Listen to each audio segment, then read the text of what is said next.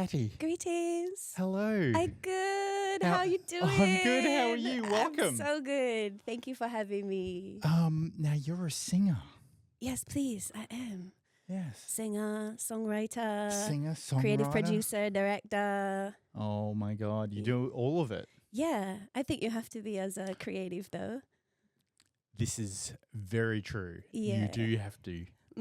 Particularly in the modern industry, creative industries. Yeah. I think previously artists were just artists. They were just like band members or they were just singers.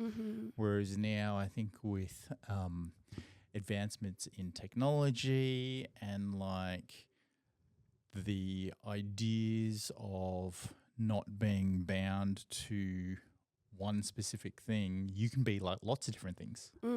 Yeah. For me, it's just all creation. You know what I mean? I don't even like to limit myself. I'm like, this is the label or the title of what I do. It's just like I'm inspired by life and I create in all ways. Yeah. Yeah.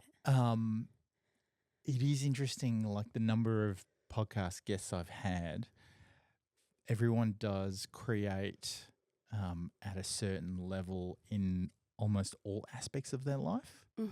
And I think it's about like going through that self-discovery and like either acknowledging that, you want to take it further and develop further, or, it kind of like just stops. Yeah, I think that's a lot about like growing up. You know what I mean? There's a quote. I'm going to butcher the quote because I don't remember it properly, but it's something about how like the artist is the child who survives. Oh. I can't remember the exact quote, but like to be an artist is to like keep that childlike part of yourself that's just in wonder and in inspiration and that is like in full permission to create. It's kind of like the curiosity in the child keeps the artist like going. Yeah, because they're like in awe at the magic of life. And then as we get older, we're like, oh, we're so grown up now. We got to like go to work. We got to pay bills. We're not even 3 minutes in and you're already talking about the aura of life. Holy shit. Yeah, we come with the fire. We don't hold back. No. Yeah. Have you always been a creative? Yeah, I think as long as I can remember, I've always been creative. I grew up out in the countryside, and Where? Down the coast near the Surf Coast. Okay. Like off grid, and TV was like not a part of our life, So. Wow. As a young girl, I just remember like walking around the bush barefoot, just like singing and dancing and making songs and stories and plays and, just always being inspired by my own imagination. Yeah. Yeah.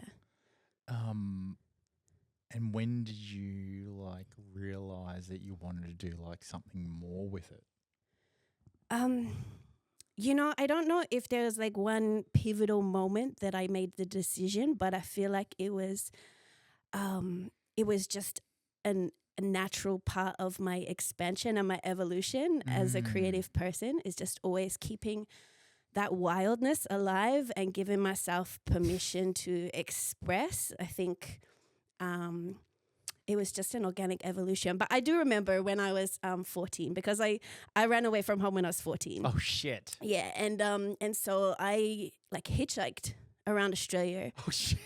Yeah. At 14? Yeah. I had a guitar, and I had this moment where I was busking on the street, and no. Actually, there was another busker who was busking on the street, and I came up and I just started joining in. So I just started jamming along and freestyling, singing with this busker on the street, and suddenly this crowd gathered around us and started like cheering and listening. And I think that moment was maybe the first time where I realized like, I have a voice and people will listen, like I have something to share, and it's connecting with people. Yeah. And I think, that is probably a pivotal moment where I was like, I can do something, hang on, there's so much to unpack in that one like bit of dialogue there. So you ran away from home at 14 Yeah. because Because you just wanted. it was part of my journey at the time. You know, as a young person, I struggled a lot with a lot of things. Yeah, as you do. Yeah, as a Like, lot of young I people think do. everybody, yeah. Yeah. And But so to decide that you're going to hitchhike around Australia, like I would have just gone to my mate's house. yeah. Yeah. Good point. I guess the fact that you were living off grid and you were, I mean, you mentioned it then, like you were wild in terms of your freedom and like, you know, being able to like explore the universe and like, you know, stuff like that. Mm. Probably that's why you were like, oh, I'm just going to hitchhike around Australia. Or did it just kind of like happen? You know, I think it's just part of the pathway of my destiny. I don't analyze it too much. Yeah. But you know, I've lived and traveled in 36 different countries now throughout my life. Yeah. So I think that it was just the beginning of me stepping into my independence as a young girl. And as I've grown into a woman, I've continued to travel and, you know, being able to move around the world, to live in so many different cultures and countries, and that openness to embrace life without fear. I think it was limitations as well. Yeah, I think that you know, I don't study it too much, but in hindsight, I can look back and I can be like, that was part of my journey and part of my destiny to make that pathway for me to be able to walk through the world and fearlessly, you know, and to be able to be free, to navigate and to connect with people from different walks of life. Yeah. I'm still like, oh my God, I would have just gone to my mate's house. I know.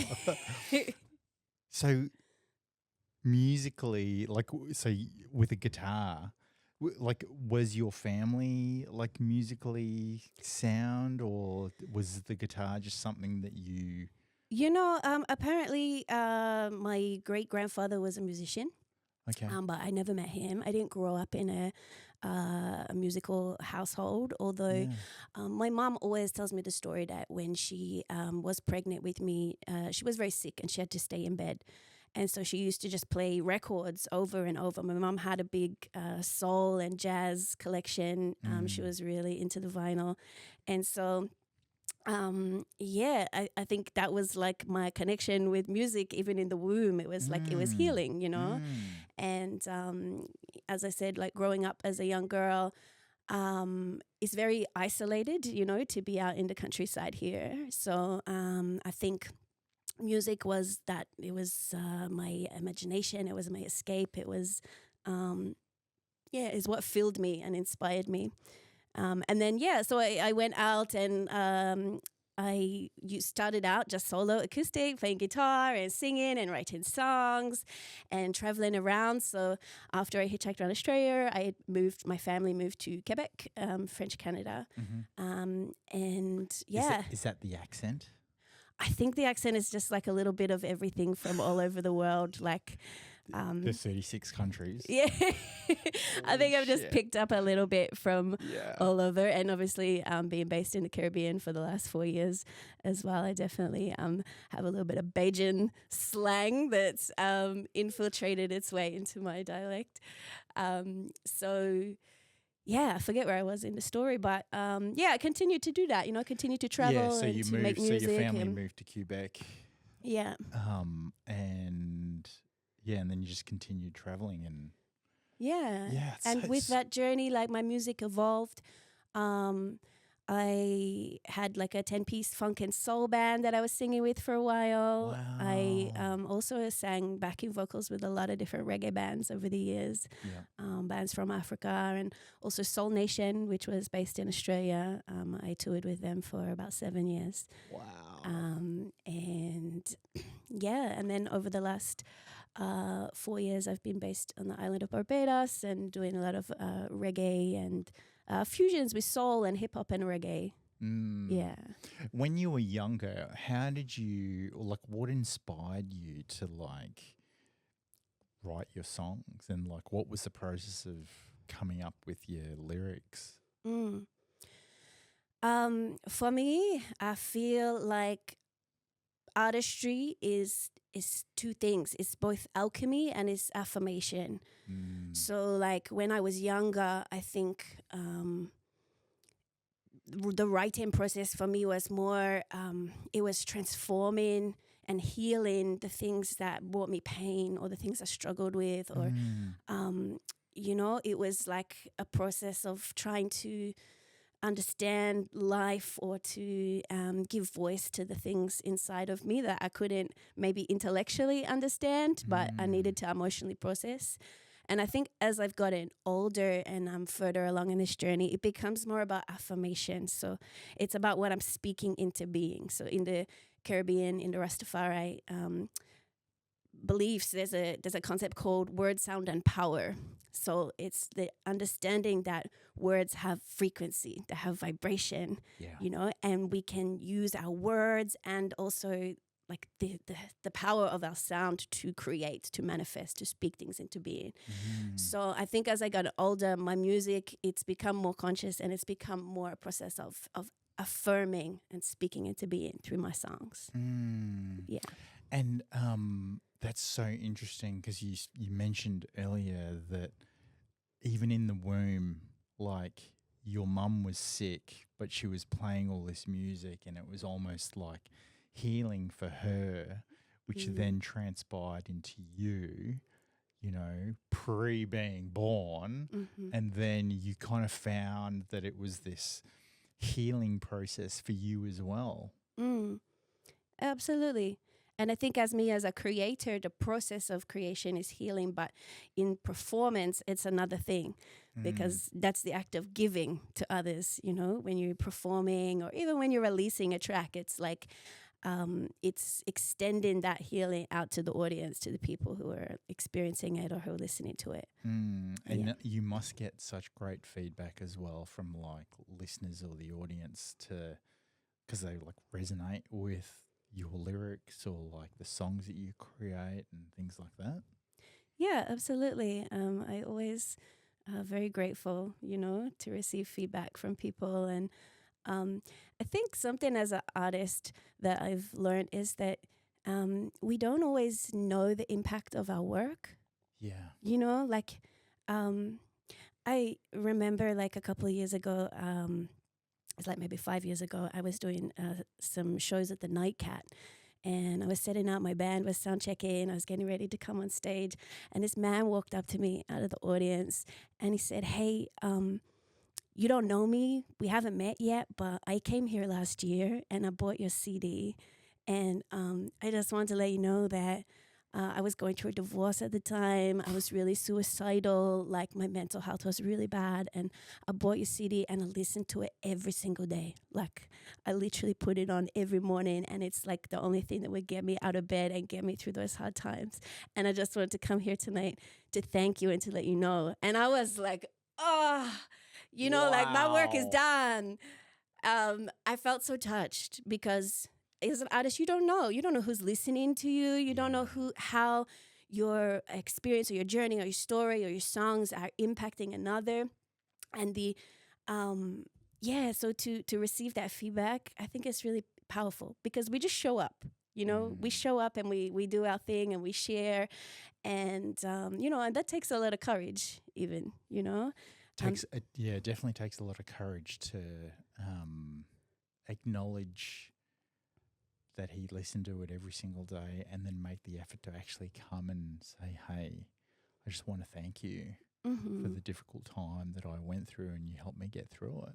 You know, and I definitely I can appreciate and I understand what you're saying. Like as an artist, you don't really know how much of an impact you're making to others based on your work, you know, unless someone tells you, you know, and I guess that's also on the flip side, like if you're doing something wrong, how are you going to know unless, and if you don't think you're doing something wrong, how are you going to know if someone doesn't tell you? You know, like it's kind of the same thing. Well, yeah. Feedback is important in terms of like affirming that you're on the right track. Yes. At the same time, everyone is always going to have an opinion, and not all opinions are like Not all opinions matter. are valuable. Yeah. Or helpful. Yeah. You know, sometimes, you know, some criticism is good. And it's good to be open to listening to what people have to say if they think you're doing something wrong. But something wrong for you could be something right for the next person. Yeah, that's right. Do you know what I mean? It's so subjective like that. I was literally just trying to be devil's advocate and talking about the flip side of things. Yeah. But the positive side is like you've gone through this journey and you're still on a journey because everybody is obviously still never ends. Yeah, it never ends. Yeah. You should never stop learning. But you're affirming what you've learned and you're putting things out and people are resonating with it. And that's such a rewarding and satisfying thing to receive from the universe. Mm-hmm. Yeah. Yeah, it is. Absolutely. It's where did you come from? Where'd I come from? From the stars, baby. Planet Earth. I don't know. And 36 countries. That is amazing. Which country has been the most profound or like you learnt the most about yourself? Definitely Barbados. Yeah. Shout out to all my Bajans. Hey. My Bajan people, I love you. Yeah, I love Barbados. It's my home. It's really like the place in the world where I feel the most happy and I feel the most sense of belonging and connection. Why? Okay, so I got trapped in Barbados So throughout the forced. pandemic. Yeah, so long story, you know, I was dating a Bajan guy and he was like, come to Barbados, we're making some music. So I was like, great idea. You know, the pandemic and everything happened. The Australian government wouldn't let me come back. I was on like a waiting list for about 2 years. And then Goddamn waiting list. yeah, and then eventually, so in that time, you know, I just found myself alone on a remote island in the East Caribbean. I didn't know anybody really, a few people. I didn't have a job. I didn't, you know, even have a place where I could live. And I just, you know, had to find this strength in myself to adapt, to embrace a completely different culture and different society and to find my way, you know. I set up an online business while I was there. I started collaborating with a lot of different artists. So this, you see some of the new releases that I've just put out, Planet United with Buggy Nakente. So I started working with local artists. I'm a fire dancer as well. So I was doing fire dancing shows with a lot of the cultural practitioners at the resorts. And, you know, I just had to like adapt to a completely different culture. And I think because I was so out of my comfort zone, I just embraced Barbados so much. Like I just embraced the culture so much. And I felt that people really loved and embraced me so much because that love exchange was so mutual, you know. And I actually just came from there last week. I went back and, you know, it's just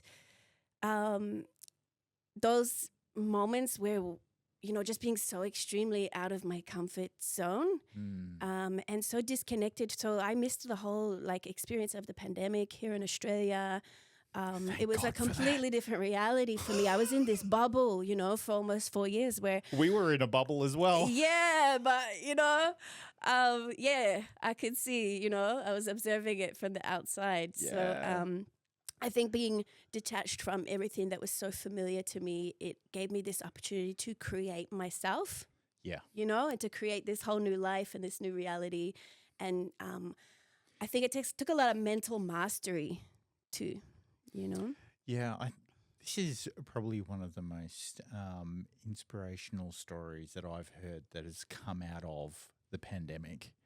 in that even though you got stuck in another country, you like took control of the opportunity and did all of these things and embraced this culture, and that culture embraced you. And like I can just tell like how much they would have loved it just by the sheer energy of me like meeting you today, you know? Like what online business did you set up?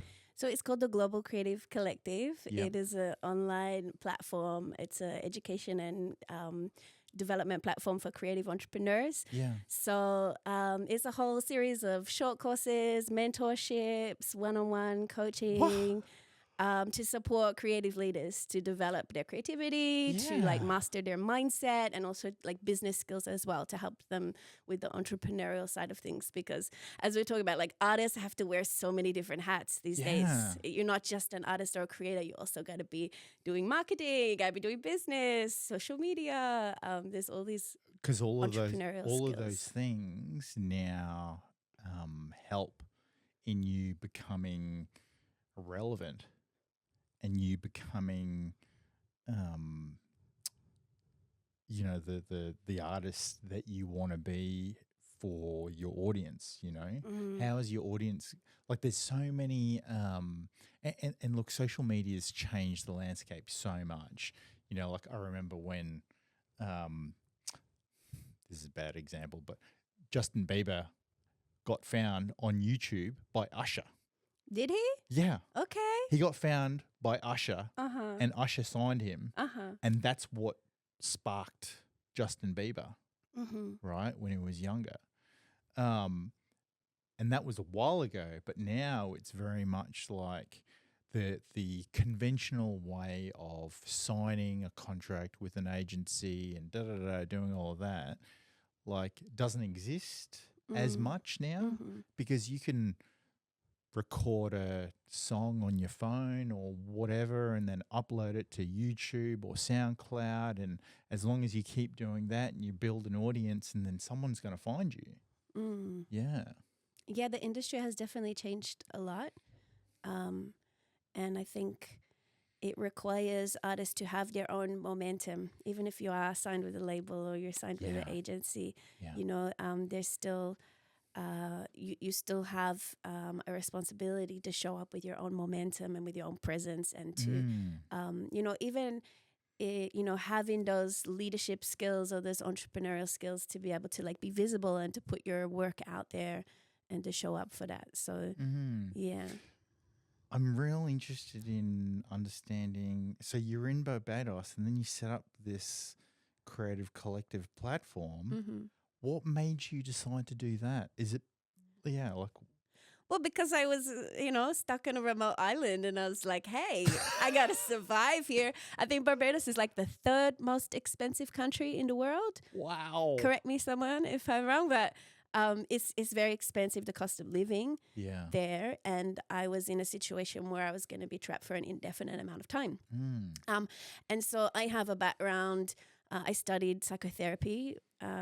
I also have a degree in creative business, and you know, and obviously being an artist my whole life as well. So I just felt like, okay, how can I utilize all of my skills, my experience, bring it together: business, psychology, creativity, leadership. How could I bring together everything that has, you know, inspired me, educated me, informed me, all my life experience, and how can I create something that's going to be of value and of service to people in the world right now? And so that's how the Global Creative Collective was born.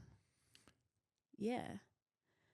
But I really had no idea. Like, I used to go to the beach and I used to I call them creator pages, but if you're familiar with, there's a book called The Artist's Way by Julia Cameron. If you've heard that, there's morning pages in that book where you do like this conscious stream of consciousness writing exercise. So I used to go down to the beach every morning and I would just do these writing exercises. And, you know, I would say to for a bit, it was just like, oh my gosh, like what am I doing here? Like, but I got to a point in that process where I was like, show me the way, show me how I can be of service. I was asking the universe of like questions, like when you're in a situation there was no way out. You know what I mean? And I think that happened in the pandemic where you either you sunk or you swam. And I was in a situation, there was no exit. Like I couldn't get on a plane and just come back to Australia. I couldn't just give up and be like, oh, I'm not good enough. Or I couldn't even like give in to my doubts or my fears because there was no backup plan. There was only forward. So I just kept showing up, and I would do these stream of consciousness writing exercises, and I would just be like, okay, show me what I need to do. Show me how I can be of service. Show me the pathway forward. And so I would just write whatever would come through me. I would just allow it. And then whatever came, I would do it. So like whatever action, it was like the universe was telling me to do, I would do it. And so I built a business literally by just like praying, just asking for guidance, and then take the action. So that's how it happened. Yeah. And so it's obviously still running today. It is still running. Right now, I've just taken a senior leadership position in a humanitarian organization here in Australia. Right. So I'm working with refugees and newly arrived people settling and multicultural communities in general. So right now I'm designing programs and initiatives for that organization. But the Global Creative Collective, it is still alive. A lot of it is online and automated, and I do courses and mentorships from time to time. It's so good that it's automated, because like people can go on and like self-serve and do all that type of stuff, right? Yeah. It's I did not expect that. I'm just blown away. Like the fact that, again, like you were stuck in another country, you couldn't get home as a result of the pandemic, and then you just went on this discovery and you asked the universe, like, what should I do? How can I be of service? And, it kind of spawned that. Yeah. Well, I mean, as I said, it's for me, it's all creation. Yeah. I'm a creator. Yeah. So I just listen to whatever guidance is telling me to create, and then I create it.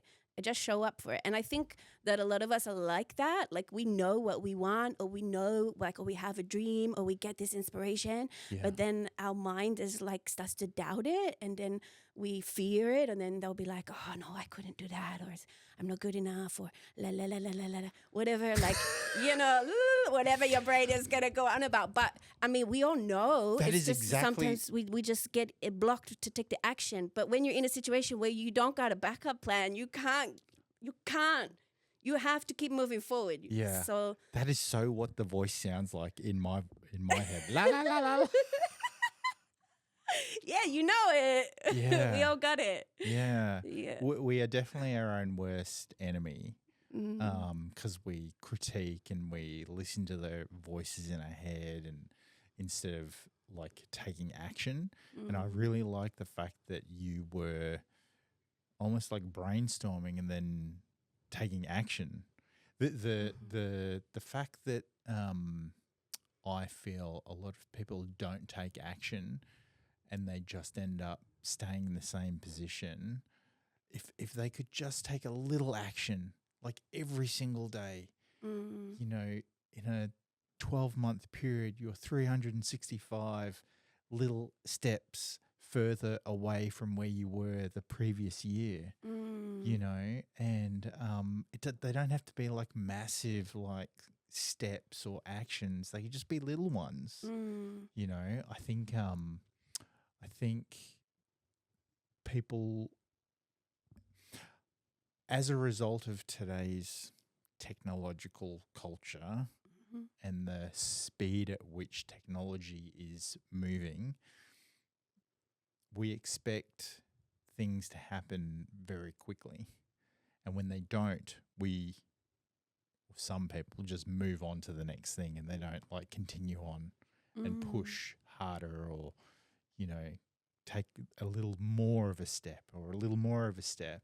Mm. And it's, I think it's this like throwaway culture that people are like, oh, well, if it's not going to happen quickly, that's it. I'm not going to continue on. I'll just move on. Mm-hmm. Not realizing that, well, that could be your purpose in life Mm-hmm. to do that Mm. at this time in your life, Mm-hmm.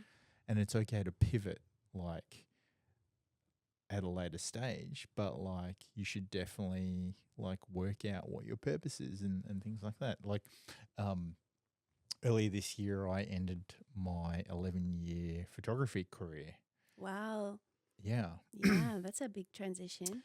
Yeah, because I wanted to take a different direction. And, whilst I made lots of friends and I learnt lots of skills, I kind of wanted to do something else, you know.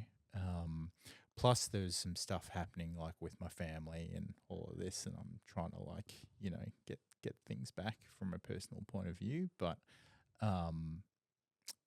it's it just comes down to like the purpose. What's your purpose? And then you push forward, Mm-hmm. and you don't have to. Doesn't have to mean anything for anybody else as long as it means something to you. Mm-hmm. You know. Mm. Yeah. It's good to recognize that there's a difference between our purpose in the things that we do and then who we are. Like, our purpose is not the things that we do. Like, my purpose is not music, Mm-hmm. Mm-hmm. but music, or your purpose is not photography. They're just modalities, or they're just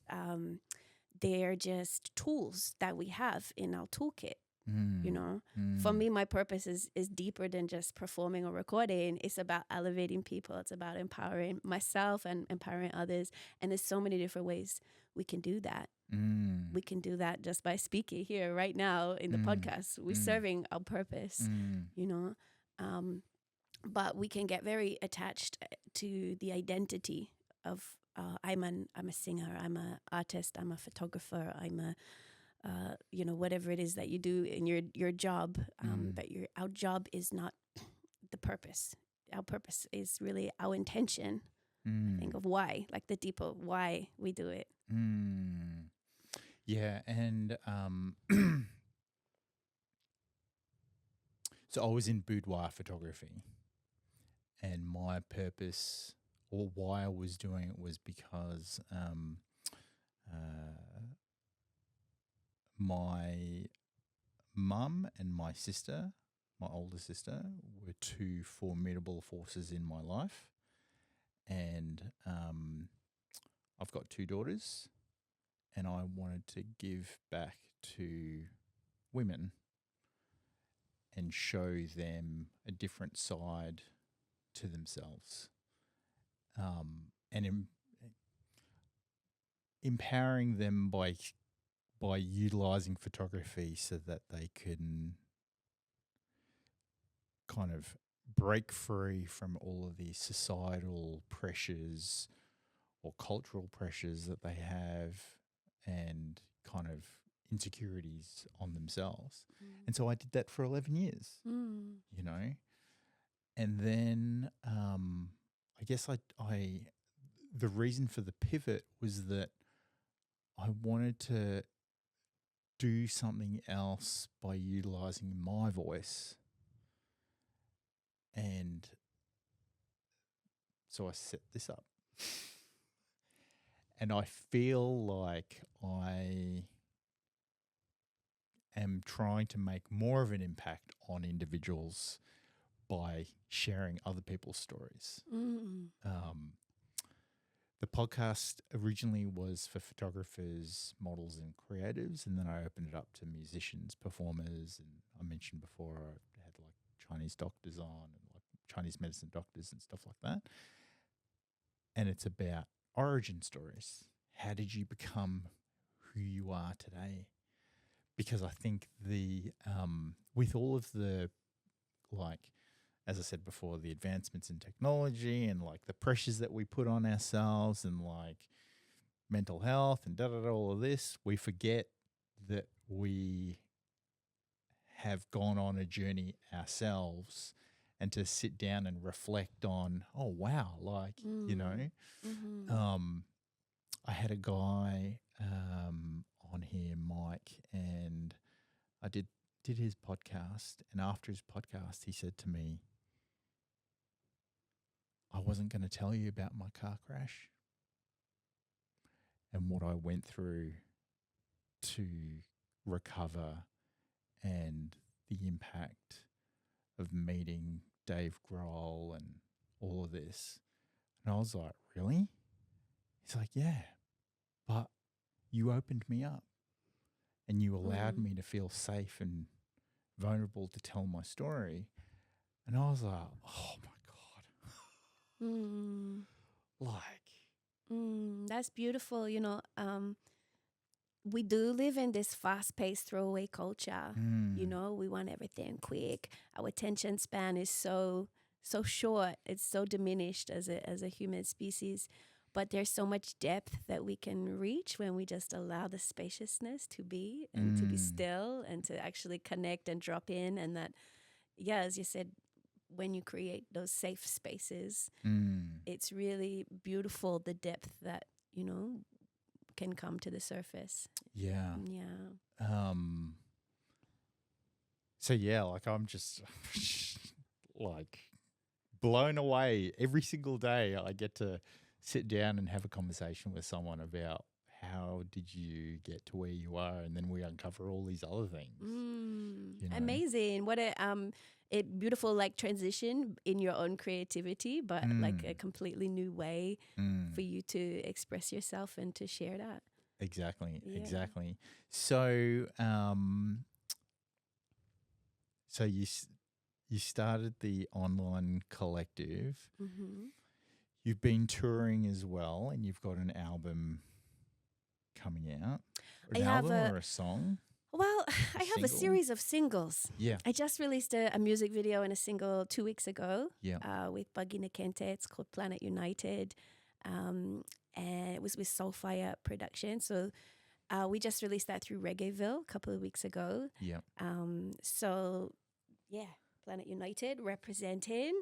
So that's been really beautiful. And I do have a series of collaborations that I've done with different artists in the Caribbean and some solo tracks as well that I recorded on the island.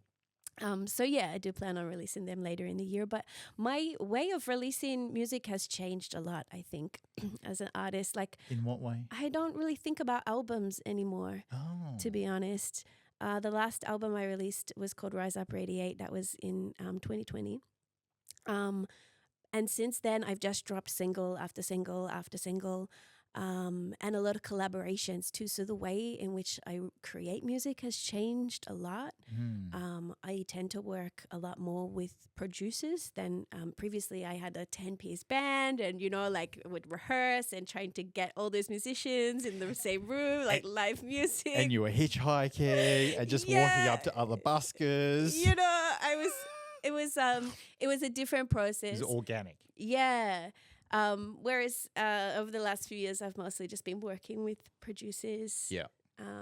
In the studio? Yeah, in the studio, or they will send me a beat, or, you know, even just collaborating with people internationally. Like, technology is amazing. Yeah. And I think the music industry has changed too. Like, I like having one thing to focus on. Like, I like right now, everything is Planet United. Everything is about Planet United. So it's you can show up and have that consistency as an artist to be able to, you know, and then once I feel that I'm complete in sharing that, like, boom, I'll drop the next track. Yeah. Yeah. Why do you think you made a conscious effort to do things differently? I think it's just the way that the music industry works differently these days as well, and how social media works as well. You know, people need to see something over and over because we have this fast-paced, like, attention span. You know, it think- takes a while for people to actually connect with something and be like, On Thursday, someone told me a statistic that our attention span's gone from 12 seconds to 8. 8 seconds. That sounds long to 8 me. seconds. I know. Yeah. And I, the person that told that to me, I was like, the goddamn Chinese and TikTok, It's addictive. they just keep shortening those videos. Yeah. It's very, very addictive. And I think it's really important. Like, I give thanks really that I grew up without a lot of technology Yeah. in my life. Yeah. You know, like I grew up very close to nature. We grew all our own food. We had, you know, like solar energy, rainwater from the sky. Like we were not dependent the way that the youth are on gadgets and devices. Yeah. And I think it's really important to be masterful of your mind, like to reclaim your mind, because I mean, I love TikTok. I love being on IG, and I love, you know, like being present on social media for sure. It's a beautiful thing. It connects us to people all Yeah. around the world. Yeah. But also I think we have to be masterful in taking back our awareness and like having time out, you know, go spend time in nature, disconnect, turn the TV off, like go for a run and don't take your phone. Oh no, I You can't know, run. like- No, I'm not running. I'm not running anywhere. Whatever it is that you do, you know, but just Yeah. take some time to just be. Yeah. I think that's a very, very good bit of advice in mastering your own mind Yeah. and realizing that you know, like the social media death scroll and catching yourself out and like like planning time out. Mm-hmm. You know, and I guess also that's probably why I also like quit photography, because I was just like go, busy all of the time. Mm-hmm. I like I had to keep my phone on silent because it was just like bing, bing, bing, bing, bing, bing, bing, bing, bing, bing, bing, bing, you know, and like it just gets too much, you know. And you're looking at a screen all the time, like, or Yeah. through a lens, or Yeah. it's a lot. I was also so I'm in the generation that lived pre-technology and post-technology. So like my adolescence were kind of like half and half. And yeah, like I remember when like computers weren't around, you know. And I guess I'm like Judex, because I spoke to him about it. I was like, yeah, but when technology came out, I was just like so interested. I was like, oh my God, like this thing, you know? And now, like generations now, technology is all they know. They don't know pre-technology. And I remember when like Facebook first came out. Like, And MySpace, you remember MySpace? I didn't have a MySpace, but yes, Oh. I do remember MySpace. Yeah. When Facebook came out, I got laughed at. They were like, "What is that?" And I'm like, "Look, I'm connecting with all my friends from overseas, internationally, like, you know." And that was like the reason I got onto it, you know. And even now, I'm still connected with like teachers from like primary school and like all that type of stuff. Yeah, it's a beautiful tool for keeping people connected, you Yeah, know, yeah. all over the world. But acknowledging and making sure that it's kind of like in check is your own responsibility. Just whatever you're not taking control of is controlling you. You know? So, Wow. like if you're not mastering it, then it's mastering you. It's dominating you. So, Yeah. like it's a good thing. It's just, How did you become so wise? I don't know. Am I wise? Like you've just like dropped some like gold nuggets. Lots of life experience. Yeah. You know, It's the lots of 36 struggle. 36 countries. You know. Lots of struggle.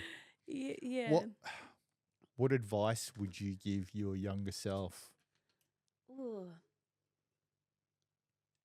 that is a deep question. Mm.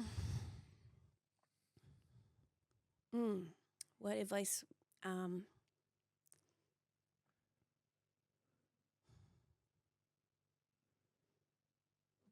oh, you really got me. We can come Wait, back to it. I gotta just think of my younger self. What advice would I give my younger self? Yeah. Um, is to just like not be afraid. I think to just yeah, to be more bold. I think when I was younger, I was shy, even though I was like out there and traveling and like you know, to the outside world I may have looked really confident, but I don't think I really loved myself or really valued myself the way that I do now, Mm-hmm. you know? And yeah, I would probably just encourage myself just to be more bold, to not hold back. Mm. Yeah. I think it's hard, like when you're younger, you're trying to work out who you are and trying to do the things that you're doing, but also like work out your worth or your value and like, is this right or is it wrong or like, like whatever. Yeah, I think I would also tell my younger self is that like nobody else has the right to tell you who you are. Like you get to choose, and we get to create it. So it's not like you're just born and then that's who you are and you have to find out. It's like you can be whoever you want. You just have to decide. And so I think it's like pay less attention to the judgments and the opinions of others and pay more attention to your own judgments and opinions of yourself, because no one can tell you your worth. You decide it. You just decide it, and then you honor yourself and you show up as that. That's so hard when you've got like hormones running through your body and your body's changing. Oh yeah. Yeah, when you're a teenager. Yeah, when you're a teenager and you're trying to like. I remember having. So my mum's Indonesian. My dad was Australian, and I grew up in Southeast Asia. And I was the most Asian looking out of my siblings. I got an older sister and a younger brother. And I was 6 foot at like age 12. Wow. Right. So I like stuck out like everywhere we went. People were always staring, And then when we moved to Australia when I was 14 in Perth, like it was just horrendous. Like just racist, like over there, and I had a pretty shit time. But I started to take characteristics of people that I liked, and like I was like collecting these characteristics to try to like be a combination of like all these different types of people. And it was like, basketball celebrities versus my sister's friends versus my mum's friends, my mum, my sister, like all these like little aspects. And I kind of did feel like a little bit of an imposter because I wasn't really trying to be who I felt like I was copying someone else's behavior to try to be this like ultimate person. But then in my 20s, I kind of realized that. And then in my 30s, I'm like, no, like, like you did what you thought was right at that point in time and you adapted to survive and you are who you are today, And I think through experience and through trial and error and like not giving up on yourself, do you then, well, certainly for me, like I evolved and I kind of like transformed into the person that I am today. Yeah. But when you're young, it's hard because you've got all these pressures. You got people's opinions, like who matters, who doesn't matter, who you think matters but doesn't matter, you know, like all that type of stuff. And then you've got your own voice. So being bold is hard when you're young. And I think it's even harder now because there's so many voices. Yeah. Yeah, it is. But yeah, it is. I mean, that's why I was saying it takes a lot of courage as an artist to show up and to be visible, you know, to put yourself out there, you know, to be seen, to be heard. It can be scary.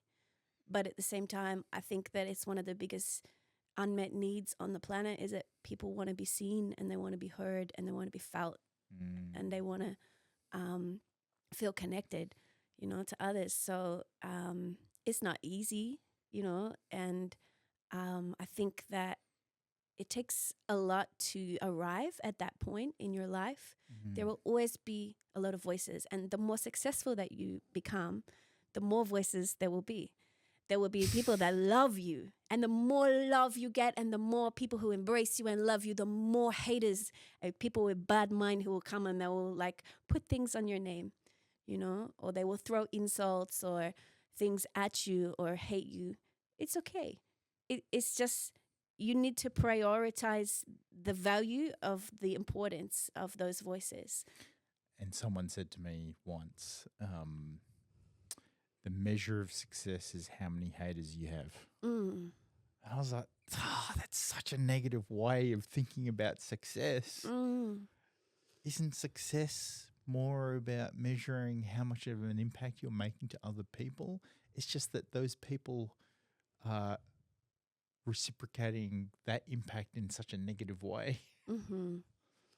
You know, it's not really how I would measure success, but I think that it's definitely something that comes with having more reach. The more people you impact, not everyone gonna like you, but that's okay. Like, do you like you? That's the most important thing. When I was a kid, there was this sign that I can't remember how exactly it went, but it's like, when you get what you want in your struggle for self and the world makes you king for the day, go to the mirror and look at yourself and see what that person has to say. Right? Whatever, people might love you and they might praise you, but are you integrity in your own heart? Do you feel good about how you're showing up? Do you feel honest? Do you feel that sense of integrity in yourself, that you mean what you say and you say what you mean and you are showing up with intention? Or is it, you know, do you look at yourself and you feel you're fake, or you feel that you're doing things with bad intentions, you cheating others or lying to others or trying to use success to elevate yourself, or you know, at the detriment of others? If you can love yourself and just give yourself that validation, then regardless of whatever gets thrown at you, you can stand solid. Yeah. Again, I come back to this question: how did you become so wise? Like that bit of dialogue just then about loving yourself and looking at yourself in the mirror, I think, is like it's so hard for people to do because of these pressures that you have, or this posturing that you have to execute on to live the life that you're living. Don't get me wrong, like I think everybody should do that. And there's lots of books that are written about, you know, looking at yourself in the mirror and positive affirmation and like all this type of stuff. But it's, like when you're a creative and you're like starting your journey, like, I think it's hard. Yeah, it is hard.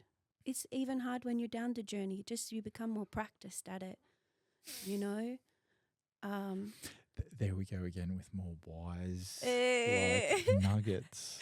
You know, we maybe we just That needs to go on a T-shirt. What did I say? I don't know. See, Something about being more practiced. I think It is hard. You just get bit more better at it. You Yeah. get more practice at it. I don't know. I don't really try to be wise, but I think I listen, right? So I just listen, and then I try not to let too many things block me. So like before I came into this interview, I just asked, yeah. So Creator, just speak through me, like I surrender myself of my own identity and I just listen. That's how I write songs too. Like I don't even feel like I write them, to be honest. I just feel like I listen. What do you want me to do? Okay, and I just let the sound come through me. I don't think too much about it. I've studied a lot. I've read a lot of books. I got a bunch of different degrees, and I guess I've always been interested in different spiritualities and different religions, different lifestyle liberties and cultures. So I think definitely I have a lot of knowledge, but I think wisdom doesn't really come from knowledge. It comes from just being open and listening and and not letting too much of my mind get in the way of the flow, Yeah.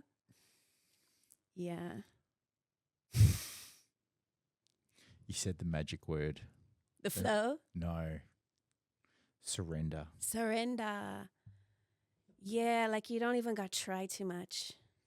Yeah. Sometimes I feel like in my creative process, the less I try hard, like the easier it is. Like it's, the act of trying, when you think of it, it's like it creates resistance. And a little resistance is good sometimes. But a little resistance is good. In terms of being open to ideas and to knowledge, I think, we just got to surrender, let go, and listen more.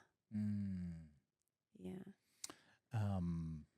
Surrender's on my fridge. Yeah? That's your magic word? What does it mean for you? I've told this story many times, but I'll tell it again because I haven't told it to you. But when my best mate passed away during COVID, he passed away 2 weeks after he got married, and he made me his best man on the day. But 6 months after he passed away, my other mate from Perth came here, and we went to Bendigo to spend time with his parents. And his parents had gone to see a spiritual healer in Queensland, and the healer had given them a deck of cards with one word on each card, and basically said, take a card every day, and that's the word that Christian is telling you to live by for that day. And so we're in Bendigo, round the dinner table. His aunt, two of his aunts, his sister, his brother-in-law, his mum and dad, me and my other best mate. And his mum gets this deck of cards out, and she tells us this story, and then she passes the deck of cards around, and his sister gets love. One of his aunts gets happiness. My other good mate from Perth gets prosperity, and his mum says these are regular messages that Christian has told us, and we've seen these cards time and time again. And then it gets to me, and I pull out surrender, and his mum says, "We've never seen that card." So it was special for you then. Yeah. And at the time, I was like, I've no idea what this means.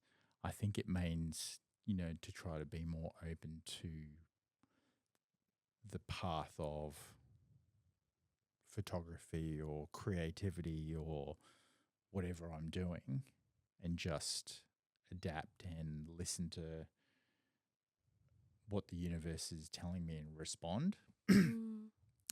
And so far, the last 2 years, that's kind of worked, because I was doing photography and now I'm taking a different path, and I'm feeling more fulfilled, and I can make more of an impact, and I'm getting to meet more amazing people, you know, and I don't know where this is going to go, but I'm just going to keep doing it.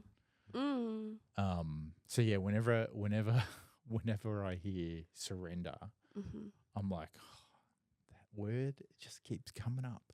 Surrender. Yeah. We got to let go. Yeah. Yeah, you got to let go. Because our mind is so limited and it thinks that it knows the best and it knows all the answers. But like sometimes there's things that are just like beyond our control, you know?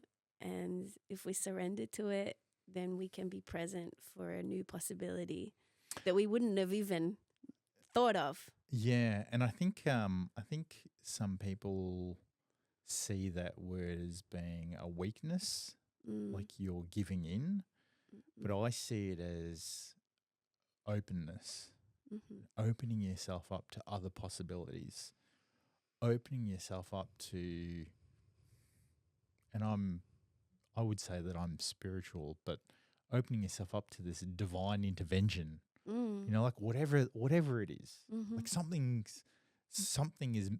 magical is going to happen. You have no control over it. It just has to happen. You know? Yeah. I think it takes a lot of trust to surrender. Like if I just roll back to my experience of being in Barbados and like I couldn't have known that was going to happen. I had never even Googled Barbados before I went. Holy shit. I was just like, you want to go? Yeah, cool, I'll go. Book a ticket. I did not even Google it. So this was with the guy. Yeah. You were like, but, you know, so blind. Yeah. Faith. I just was going with the moment. It just seemed like a good idea at the time. I didn't know I was going to get like trapped there and stuff, but I couldn't have planned that. Now Barbados has become such a part of my life, my community, my friends, my creativity. Like it's influenced me so strongly, and it's part of your aura. It's a big part of my heart, yeah. And so I couldn't have known that. I didn't even know it existed before I went there, you know.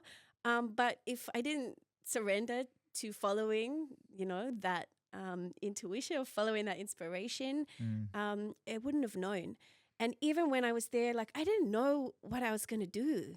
You know, there's a lot of other parts to this story, right? Like I contracted dengue fever like a couple of weeks after I arrived, and I had to teach myself how to walk again. I had like major surgery. I had to like literally rebuild I had to like teach myself how to like take steps, you know. All from getting dengue fever. Well, dengue, and then I was also in an accident where I had major surgery as well. There was a volcano eruption, like the whole island got covered, like it was darkness for days, like what the hell? All these crazy things happened, and obviously it was like a pandemic as well, and a hurricane, we got hit by a hurricane, like there was all these massive natural disasters that were happening, and you know, like I was kind of like, I had no idea how I was going to get out of that situation.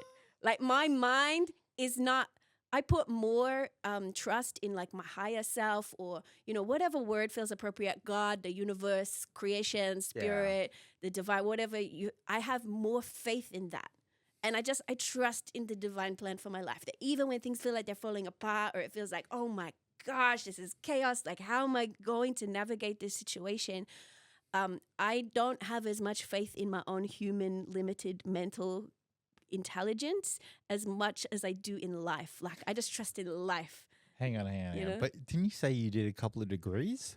Yeah. You've done a couple of degrees, but you don't trust your own mind? No. Like I smart. I trust my brain, right? But I think I trust more in a higher power. I trust in the higher part of myself. Yeah. You know?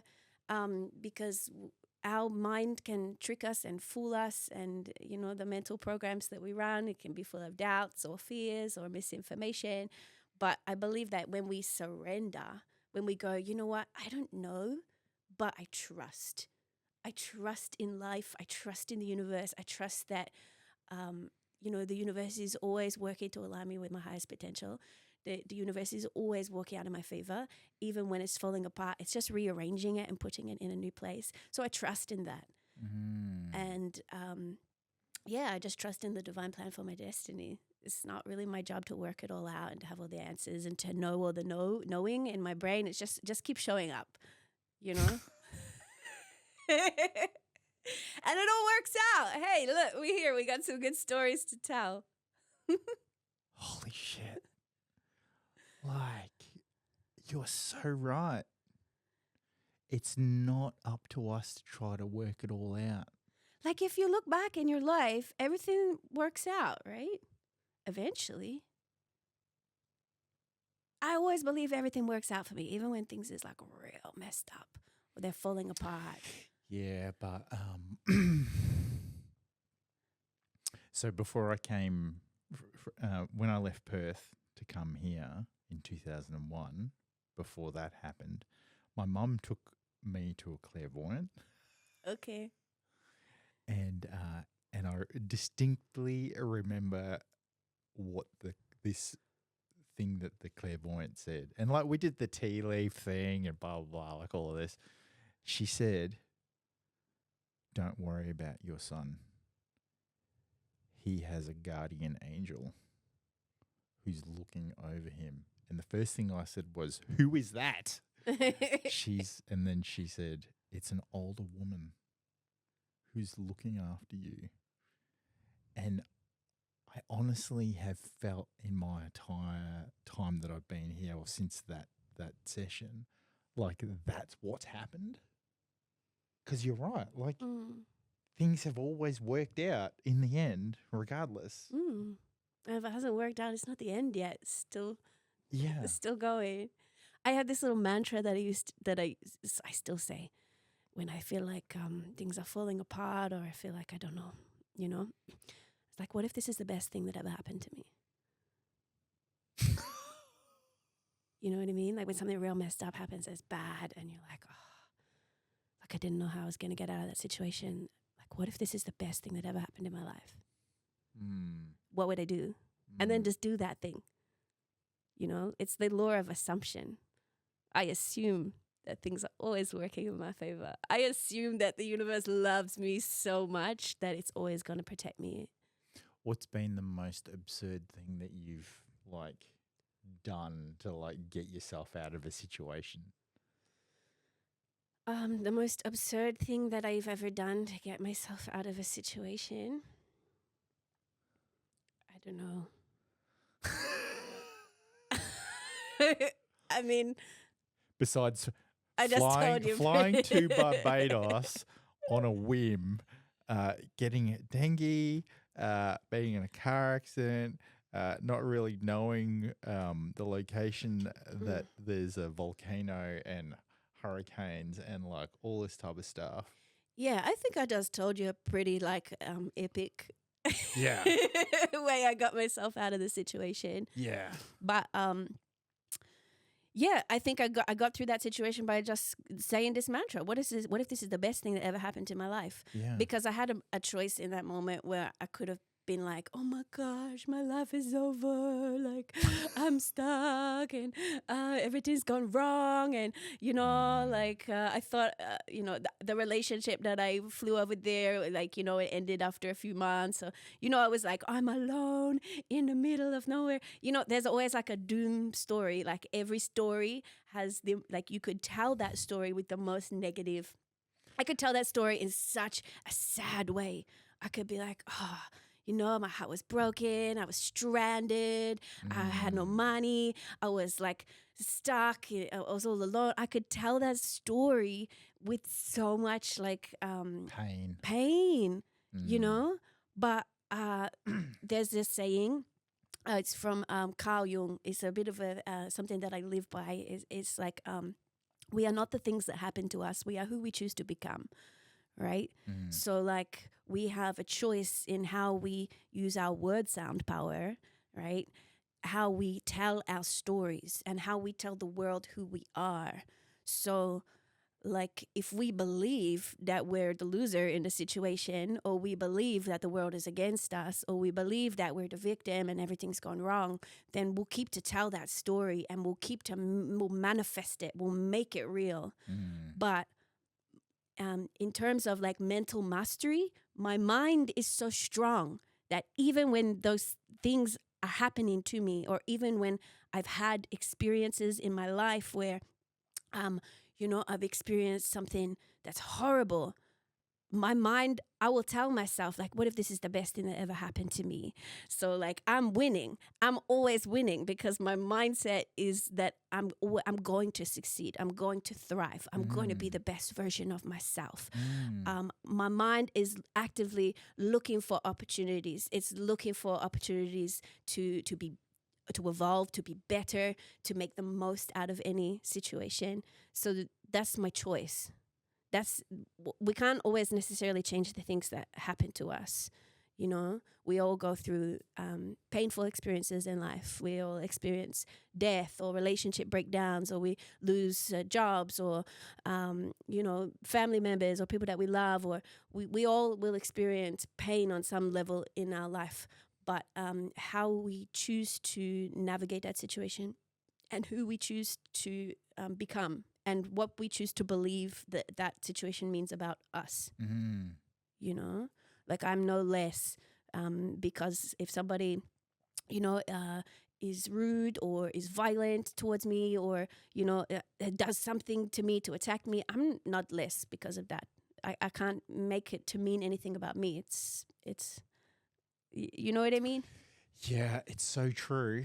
Sometimes it's hard to manage your own emotions and not take things personally, but it does come back to this mental mastery, right? Yeah. And acknowledging that it's what's coming from the other person, not necessarily. Yeah, like you can't put anybody else in a position of authority over yourself. For me, the concept of like inner royalty, I love myself and I treat myself as royalty to myself. There's nobody who is the boss of me.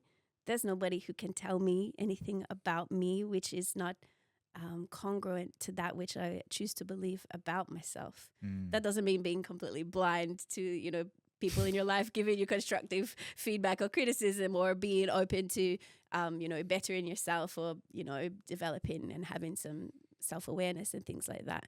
But too often we put other people in a position of authority, that what they think is somehow more valuable than what we think, which is kind of relates to what we were saying about being an artist, and being a creator, is like you have to have audacity to believe in yourself.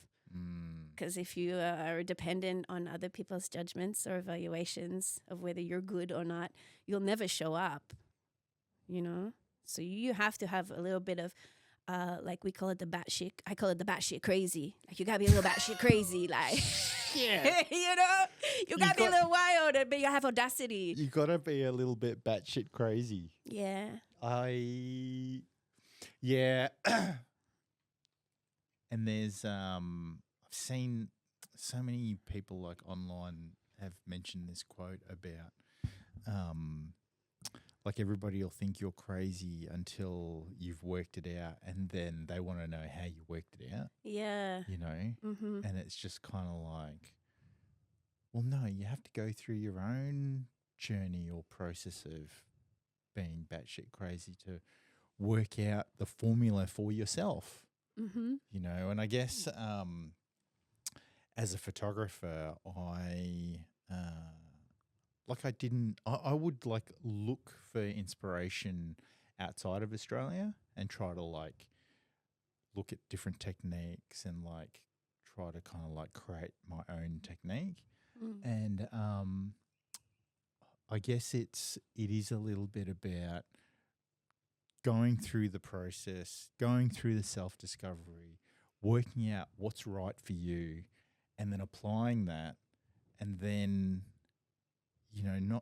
I wasn't really, I didn't care for like accolades or like recognition. I just wanted to like get it out, and I remember I used to get messages from other photographers saying, what's your social media strategy? And I'm like, I don't have one. And they're like, what do you mean? I'm like, I just put stuff out when I want to put stuff out. Like I don't try to fit in with the algorithm. I try to adjust the algorithm to fit in with me. Mm-hmm. You know, there's this Mm-hmm. whole thing about, oh, you've got to post like 4 times a day and it's got to be one story a week, blah, blah, blah. I'm like, nah. Like, I'll just do what I want to do when I want to do it, Mm. you know. Mm-hmm. And then some photographers were like, you know, you did 12 posts today. And I'm like, yeah, because I had time and I wanted to get it out. So, yeah, like working out, that's the thing, like we were talking about. Because everything's so fast and there's so many hats that you have to play as a creative, like there's so many things that you can do, but don't get too caught up in the way that other people like tell you you have to do things. Mm-hmm. You know, like if you can work out a way for yourself that works, then you should just do that. Mm. You have to be a little wild. Like, you know, you can't be too calculated and strategic about it. It's good to have strategy, you know. Yeah, Definitely, you know, it's good to have strategy, but it's not good to be confined by it. Like you gotta follow the inspiration, you know. And also, if you get too strategic, like you're overthinking it, you're in your mind. And I think art penetrates and connects with others when it comes from the heart. Yeah. You know what I mean? Particularly music. I mean, Mm. definitely visuals as well. But like music, it's the sound of feeling, you know? It's the frequency that you're creating to resonate with other people. Yep. That want to accept that frequency. And people will maybe like, you know, they'll try to analyze a situation in their mind, but if you can just bypass the mind and go straight to people's hearts, that's where the feeling is, you know? I've definitely found that, like, as someone who's lived in a lot of different cultures, like, sometimes I'll come into a space and I know, like, people are judging or they're putting certain assumptions or labels about who they think I might be based on appearance, or they're mentally thinking something about me. But like for me, I feel like music is a bit of a superpower. Like when I start to sing or I start to share my voice, it's like even if they don't speak the same language as me, I know that they'll feel me. And so whatever they're thinking in their head, it gets bypassed and it goes straight to the heart, you know? And I think that's why music has this, it's a power. It's beyond culture, color, creed, race, religion, because it's just feeling, it's frequency, you know? So I think you can't overthink or analyze a feeling too much. It's know? almost like a different language. Yeah, it is. And some people will resonate with it and some people won't. But with the people that do resonate with it, like they're like opening themselves up and accepting that energy from that frequency in that language, and then you know they can. And they're your people that you're meant to reach. Like, you know, you're talking about as a photographer, you were trying to find all these different techniques and styles. And, you know, to somebody who's not a photographer, they might look at you and think you're mad. You know what I mean? Yeah. It doesn't matter because I definitely thought you were mad when you walked in here and you looked at all this equipment. You're like, wow. you thought I was mad. No, I thought it's great. You got a really great setup here. Yeah. Yeah. No, I definitely had that. I definitely had people.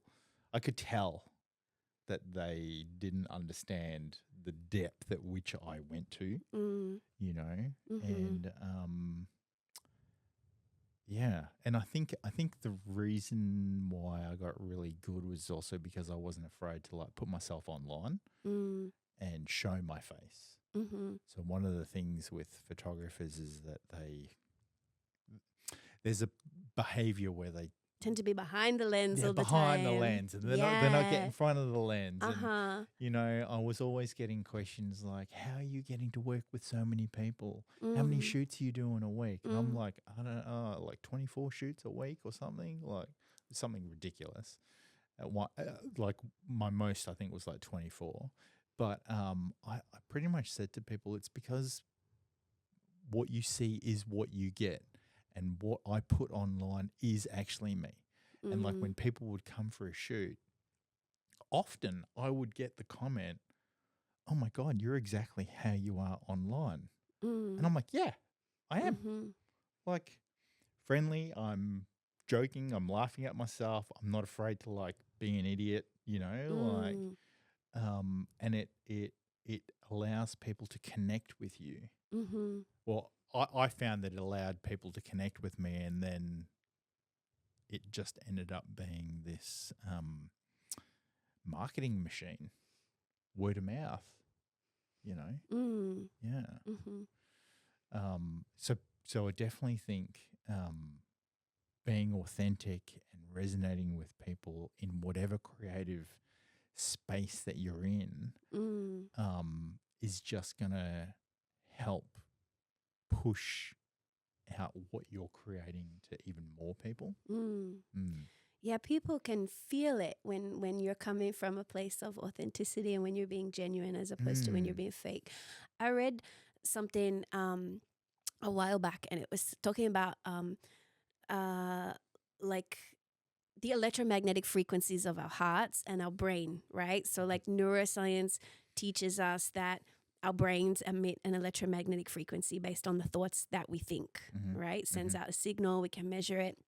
But there's this area of study called neurocardiology where they found that our heart operates exactly the same way as a brain, in the sense that it sends out an electromagnetic frequency based on the emotions that we're feeling.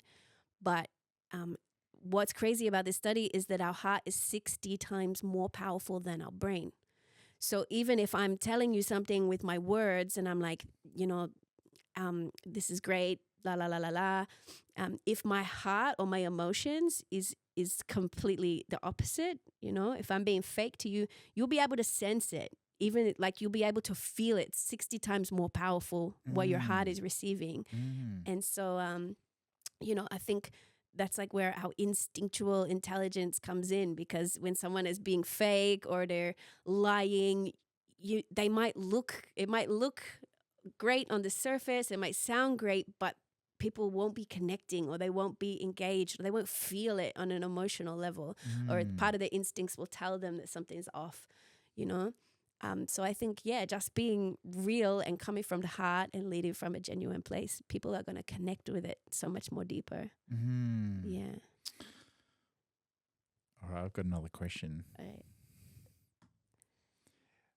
Dead or alive, who would you have dinner with and why?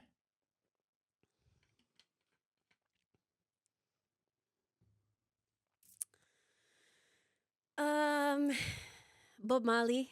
Hey. Yeah. Yeah. Why?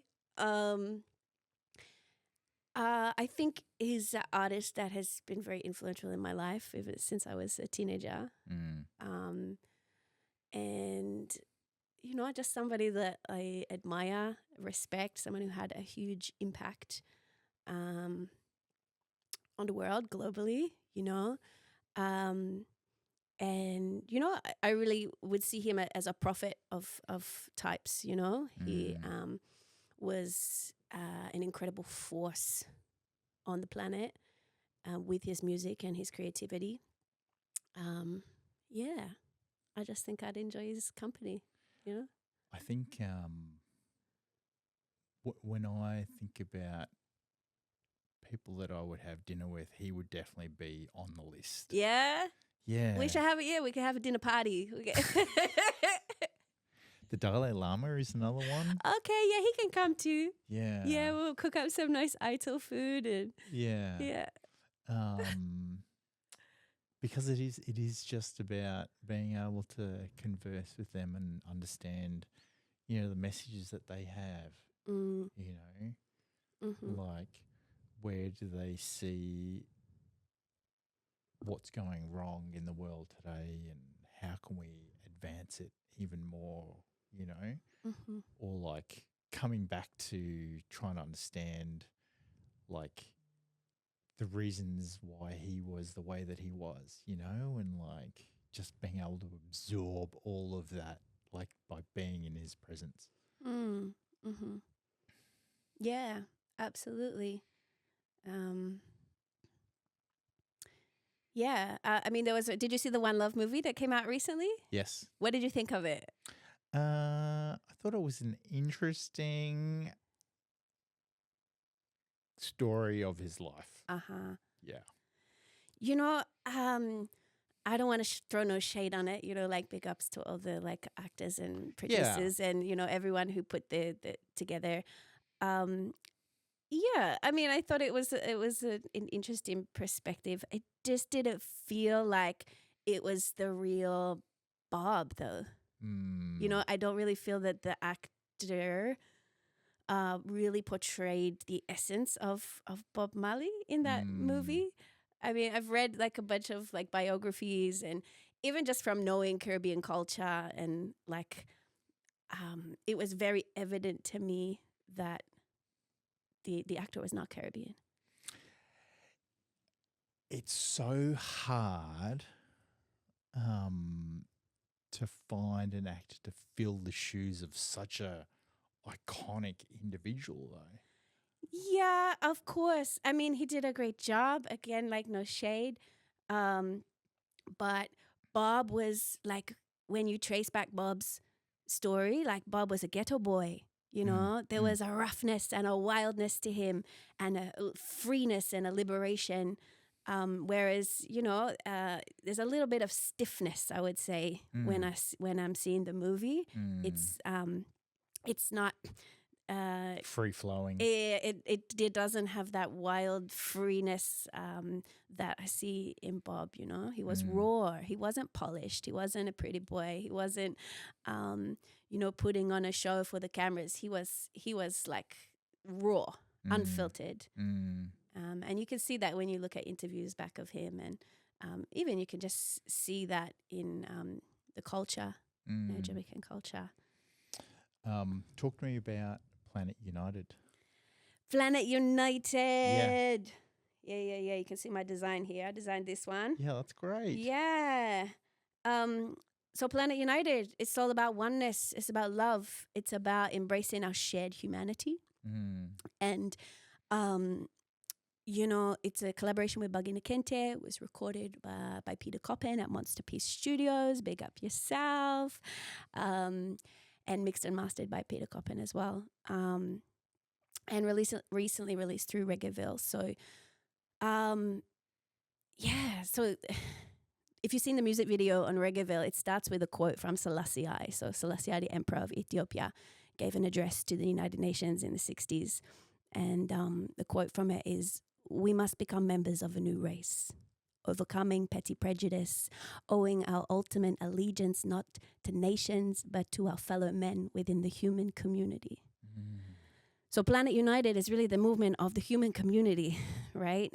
And it's about recognizing that one love, we can talk about unity, that it requires us to embrace each other's struggles as much as it is to embrace each other's beauty, to recognize the impact of history, and to work together as a human family to dismantle some of those systems of oppression, and some of those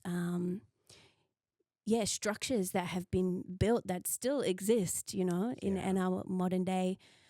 It's just about dismantling racism, and working together in the spirit of love. I believe love is a revolution. Love is a revolution. That's my next song, which is coming out. Love will heal us all. Yeah. But love is the answer. Love is the answer. Love is a revolution. Yeah. So Planet United is it's that spirit. It's about like embracing you and me together. Together we're gonna work to dismantle this. And it talks about like we are the children of the revolution.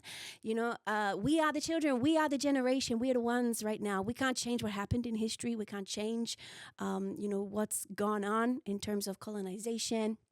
and in terms of slavery, in terms of these big, historical things that still have impact even till today, right? We can't change the root of that, but we can listen to each other. We can learn to educate each other. We can understand.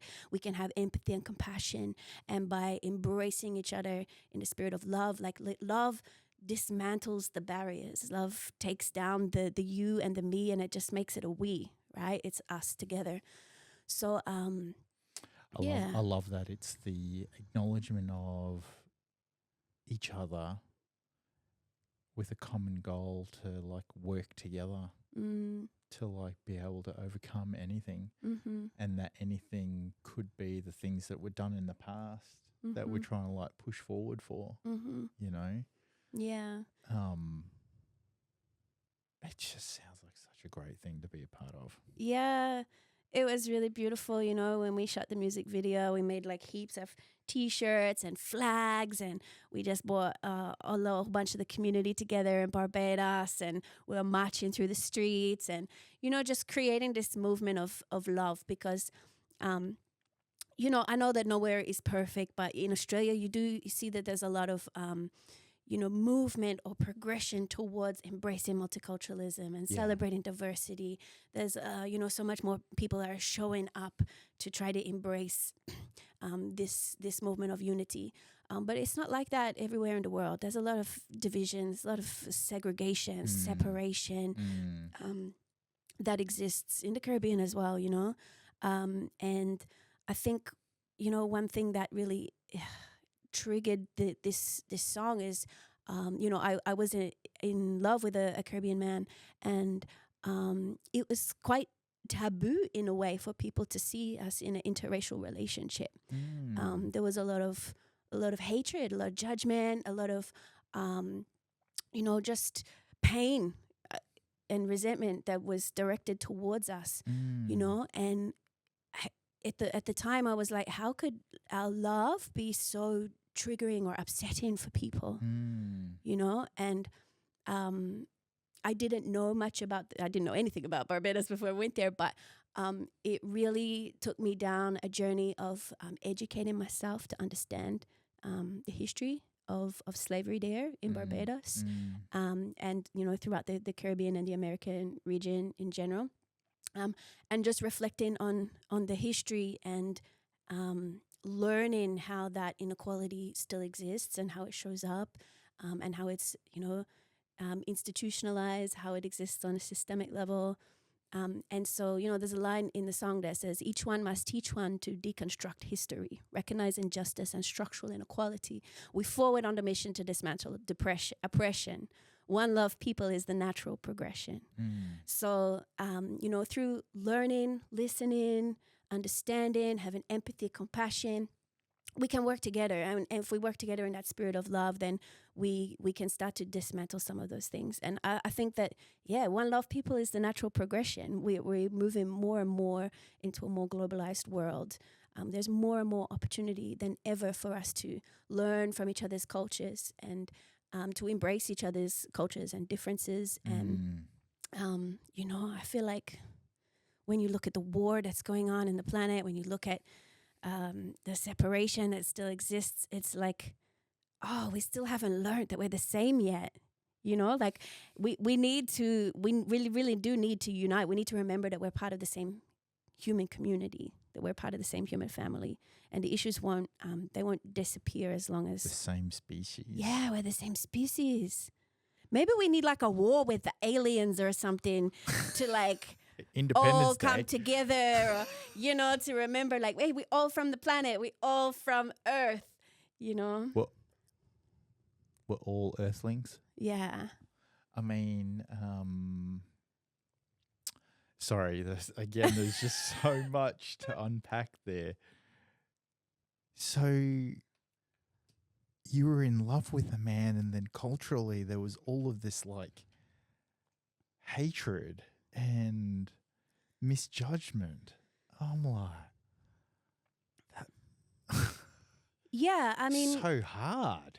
And I'm sure that there's a lot of people that have experienced that in mixed race relationships and things, you know, where they'll experience judgments, you know, the people that would refuse to talk to me, or that would, cut him off, or, you know, it triggered a lot of pain in people. And I guess it was hard for me initially, like moving to a new country. You want to make new friends, you want to like be open, and you're kind of hit with these projections. And being the free-spirited person that you are, like you were probably like, oh, they're just going to accept me for who I am, and da da da da. And then the fact that you were experiencing that, and then you mentioned you educated yourself about the history, like you then could like understand. Yeah, it made me recognize that it's not about me, it's about what I represented to those people in the space. And I think, I come from a multicultural background. I'm a white-skinned woman. So walking into spaces where I'm a minority, it was important for me to really be very respectful and to earn the respect in that space.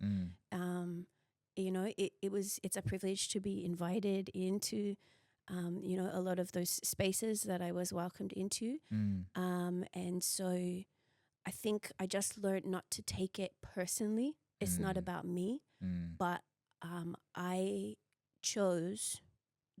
made a choice in myself. I'm going to show up with love, and I'm going to show up with compassion, and I'm not going to make it about me. And even if these people hate me, actually, I think that's how I got really good at standing in the face of hatred and allowing people to hate me. And to still be like, I'm going to show up in love. I'm going to be loving, and I'm going to be respectful. And I just purely am like, in my presence, I'm going to change these people's perception of me. And maybe I did, maybe I didn't. But I would say that, it took me time to really earn the respect. And I would say that by the time I left Barbados, like, I feel so loved. I feel so embraced. I feel a part of the culture. I feel a part of the community. And I feel, I definitely just feel nothing but love.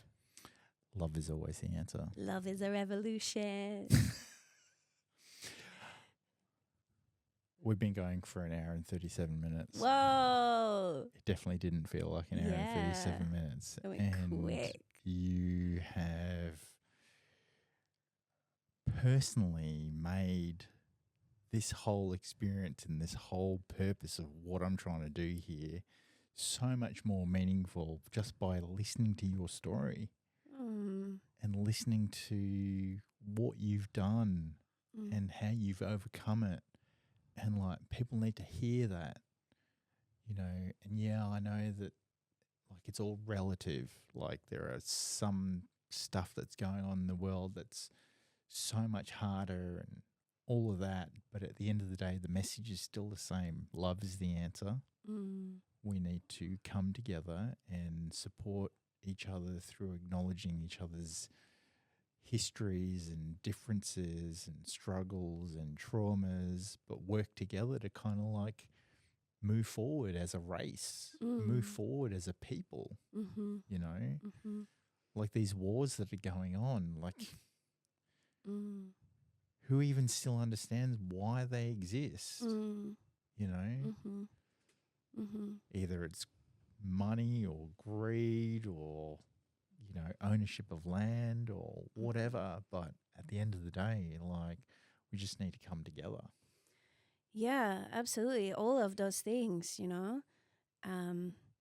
all of those things. We all have a role to play in it as well. Like, sometimes we can feel so insignificant, or like, what are we even doing with our lives? We're just here having a yarn, having a chat on a podcast, but like, we all have a role to play, even if it's small or big or however it is. Like, everybody has a part to play. And I think love makes us invested in something. We care about it. Like, when you don't know the person, or you don't know, like, I never been to Palestine, or like I don't know personally anybody there. Like, and you know, it's like when something is foreign or it's far away from you and you don't have a connection point, it's easy to just overlook it and carry on with your day. But when you love something and you care about it and you're invested, you want to help, you want to do something, you want to show up. So I feel like we have to love each other again. We have to fall in love with each other as humans, you know, to care enough to be like, yeah, we're in this together. Let's do something. Let's make it better. Let's work towards, you know, a goal that's going to like benefit all of us. Yeah. So true. Planet United, has it dropped yet? Is it available? Planet United is on Reggaeville, it's on YouTube, it's on iTunes, it's on Spotify. Amazing. It's in all the places. Where can people find you? Yeah, they can find me at Kattimoni Music, Kattimoni. Kattimoni Music on Instagram, on Facebook, on YouTube. I'm TikTok at Empress Kattimoni. Amazing. Kattimoni.com. And are you touring? I will be soon. Yeah. So I've just arrived back in Australia very recently. And I feel so privileged. Yeah. Thank you for having me, you know. So I'm just fresh back here. I'm starting to work with some musicians. We obviously just still celebrating the launch of Planet United. So there's a lot of media and a lot of celebration happening mostly across Europe and the States with that and in the Caribbean. So now that I'm back in Australia, I'm looking forward to sharing it more with the Australian audiences. And hopefully there'll be a tour which is happening towards the end of the year. Fantastic. Yeah. Well, thank you so much for coming along. Yay. And I'll put all your details on when you kind of like, you speak about it. But yeah. Beautiful. Thank you so much for having me here. Thank you to all the listeners who are tuning in. Yeah. Yeah, blessings. Awesome. Thanks everyone for listening in. Make sure you hit subscribe and that notification bell, and I'll catch you guys on the next one. See ya.